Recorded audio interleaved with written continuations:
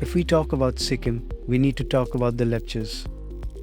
Let us hear a few things about them and their unique culture, while we go up from the Yumesamdong Valley into higher altitudes and then the Zero Point.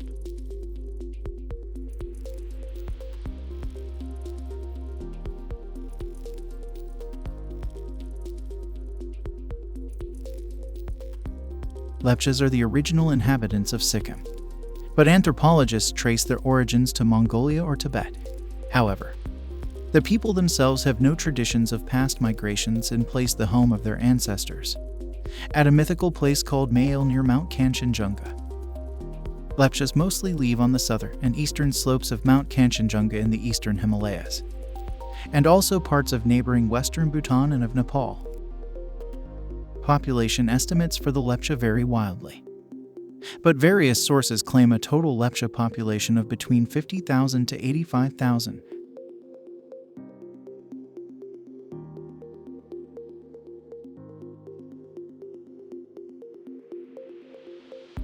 It is often said that the word Lepcha is a derogatory name given to this group by their Nepali neighbors, which could be roughly interpreted as nonsense talkers or trash talkers. The Lepchas call themselves Wrong, and their language Ronggring. Ronggring is written in an alphabet derived from the Tibetan script. This script was introduced by the king of Sikkim sometime during the 18th century. The purpose of this was apparently to enable the Lepchas to read the Buddhist scriptures. Previous to this, the Lepcha history had been mostly verbal, passed down from generation to generation, in the form of folk tales and stories. Today, only a few Lepchas speak the language, or are even familiar with the Lepcha script, and most Lepchas instead speak and write only in Nepali. If you have watched the previous episode, you might have heard the love story of the two river spirits, Ranjit and Rongniu, and why Lepchas celebrate the confluence of the two rivers as a symbol of love. One can find such tales in folklores, some well known, others not so well known, throughout this land. The Lepcha tales say that Itbumu, who is the mother creator, made the earth and the heavens and all that they contained. She shaped the mountains and the lakes and the animals that inhabit the earth. Last of all, she took pure snow from the top of Mount Kanchenjunga, shaped it into a human form, and infused it with life. The first man was known as Phudong Thang. Perceiving his state of loneliness, the goddess took marrow from his bones and created a partner for him, a woman called Nuzong Nayu. These first two humans lived in Nimail Kayong, the ancestral home of the Lepchas that supposedly lies in an inaccessible valley near Kanchenjunga. Though commanded by Itpumu to live as brother and sister, the two commenced having physical relations. The result of this forbidden union were devils and evil spirits that plague the Lepchas even today. When the gods discovered the transgression, they punished the offenders by casting them out of their idyllic home and sending them down to the mundane world. There, Phudong Thing and Nuzong Nayu were blessed with children and became the ancestors of the Lepcha people.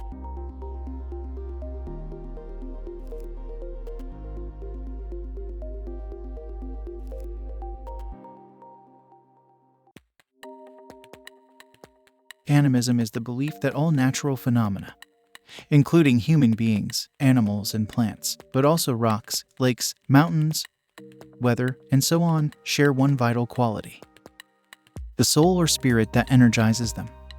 This is at the core of the wrong belief systems. This means that humans are not the only ones capable of independent action. An innocuous-looking pond, for example, is just as capable of rising up to kill an unsuspecting person as is a human enemy. Animism survives today side by side with Buddhism in Lepcha society. The older Mun religion, named after the Mun, or male priest, focuses on appeasing or warding off evil spirits who bring sickness and misfortune upon people. Lepchas are identified by many, who have had dealings with them, as gentle in nature and unselfish in their actions. They are extremely shy in their dealings with strangers. They are peaceful in nature, and every effort is made to prevent or stop personal conflicts and quarrels. Visitors to a Lepcha house are always presented with refreshment.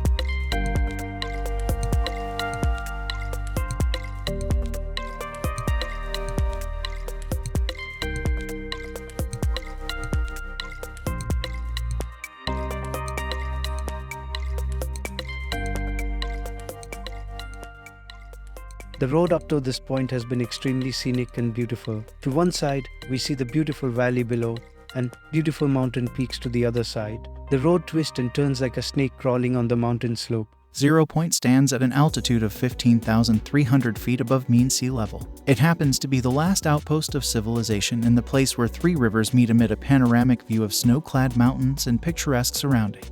It takes people about 1.5 hours to reach the 0 Point from Lachung Valley, which is 25 kilometers away, and about 3 to 3.5 hours from Lachung.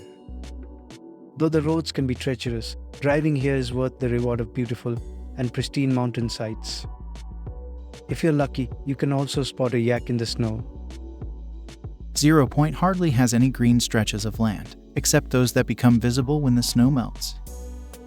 This is a white wonderland, opposite to the valley below, which is home to a burst of colors in summer and sometimes winter. Very few places can beat Yumesamdong's all year-round natural splendor.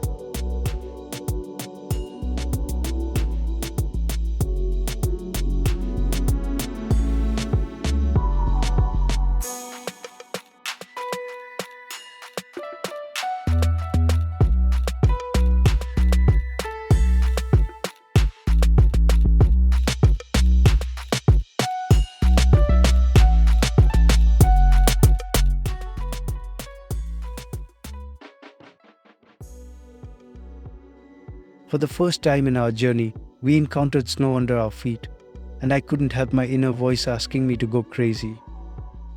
This scenic beauty mesmerized me, but the many prayer flags around still reminded me of the dangers of this place.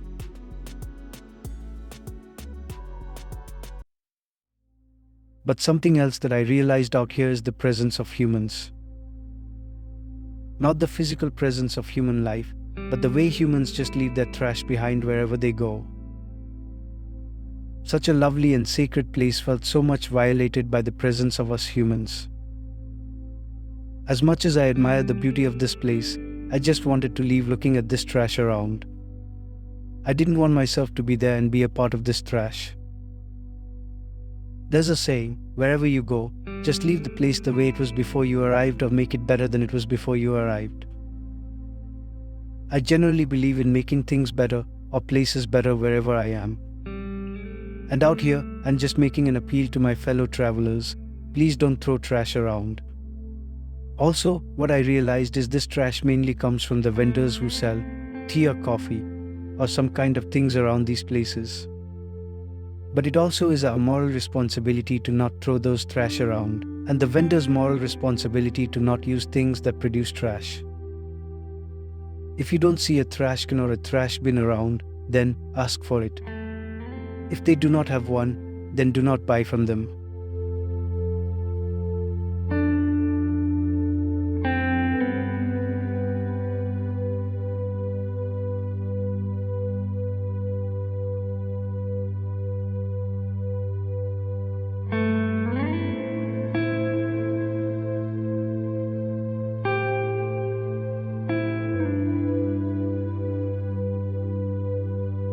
So I hope you enjoyed this series. This is the ultimate episode of this series, and 0 Point marked the end of our journey.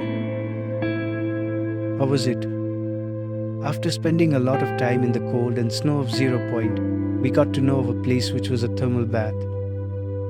This would have been the best ending to our journey, which was not only fun, but also very spiritual. This is where we headed. If you would like to know more about the Lepchas and their folk tales, I will leave a link to the book, Legends of the Lepchas, Folktales from Sikkim by Yumesamdong. Do let us know about your travel stories in the comment, and don't forget to leave a like. Thanks for being a part of this journey, and hope it brought you some happiness as it brought to us. Subscribe and stay tuned if you would like to see the Himalayas of Nepal and Bhutan as well. Goodbye and stay awesome.